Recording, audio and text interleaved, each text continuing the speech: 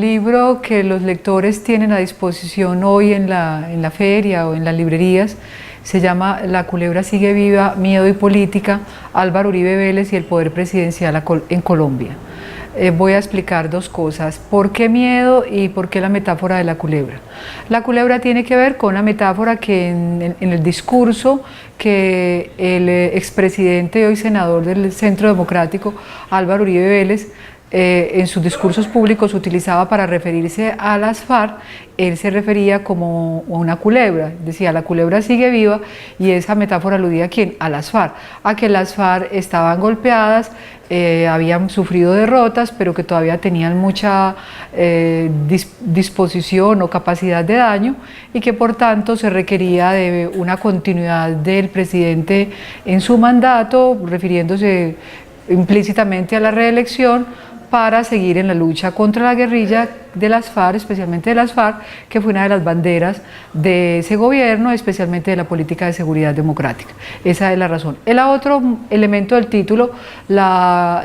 elemento del miedo, lo retomo porque es una idea muy recurrente en la teoría política, desde un gran teórico de la política que es Thomas Hobbes, la idea de que el miedo sirve para fundar un orden político. En este caso, digamos que por lo menos discursivamente, el expresidente hoy senador en ese gobierno recurrió permanentemente al miedo contra las FARC, a la amenaza que representaban las FARC a la seguridad, a la convivencia de los colombianos, para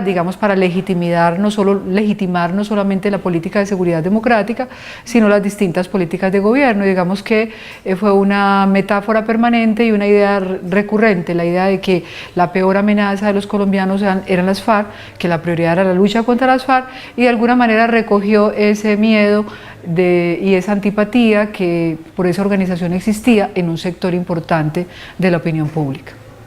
Y lo del poder presidencial tiene que ver con el talante del presidente, la relación que él entabla con un sector del electorado, con un sector de la opinión, y digamos con ese liderazgo fuerte que la gente percibió, la gente que votaba por él, la gente que lo apoyaba, la opinión que apoyó su gobierno lo veía como un presidente fuerte. Entonces por eso se llama miedo y política el poder presidencial en Colombia, porque veníamos de unos liderazgos débiles, el liderazgo de Pastrana, que por lo menos en ese momento fue percibido como débil, y digamos este es un liderazgo fuerte que marca como una ruptura con liderazgos presidenciales de otro tipo en el pasado. Profe, ¿crees que con lo que acabas de abordar está bien para que tengan un abrebocas activo? Yo creo que sería bueno que el lector sepa que en el trabajo que presentamos hoy, que está a disposición de los lectores, encuentran un trabajo equilibrado, con muy buen uso de fuentes. Es un trabajo que no se inscribe ni en la defensa ni en la condena de ese gobierno, sino que hace un esfuerzo grande porque el lector, y está escrito en un lenguaje muy asequible al lector en general, un lector medianamente informado pueda entender en qué se basa la popularidad,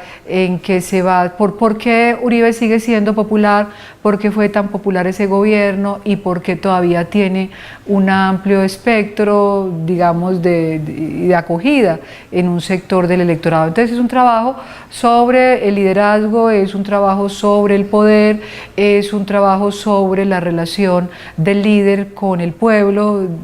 Por pueblo me refiero a un sector de la opinión. Es un trabajo que nos permite entender un periodo de la historia reciente, que nos permite dialogar con otras democracias de América Latina que tienen liderazgos, aunque de signo distinto, más de izquierda. Este es un liderazgo más de centro y otros dicen que de derecha más extrema. Que puedan ver los parecidos de familia, como dice un politólogo argentino, que puede encontrarse entre Uribe, entre Chávez, entre Kirchner, estando cada uno de esos líderes políticos en lugares distintos del espectro político. Entonces es un trabajo que se aparta de la pasión, de la militancia política y de aquellos trabajos más, como lo dice el profesor Álvaro Tirado Mejía en una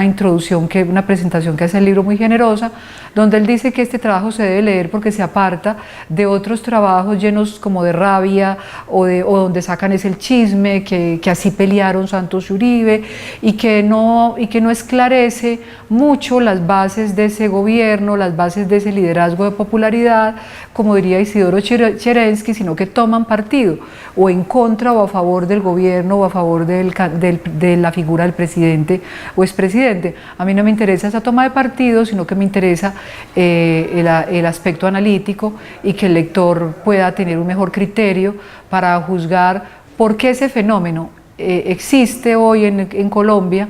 y por qué ha durado tanto y por qué hay un sector que le sigue siendo fiel. Lo que más me interesa es que entendamos eso con cabeza fría, y para eso estamos los profesores y los investigadores, para ayudar a entender los problemas sociales y políticos, no para abonar militancias políticas, odios o afectos.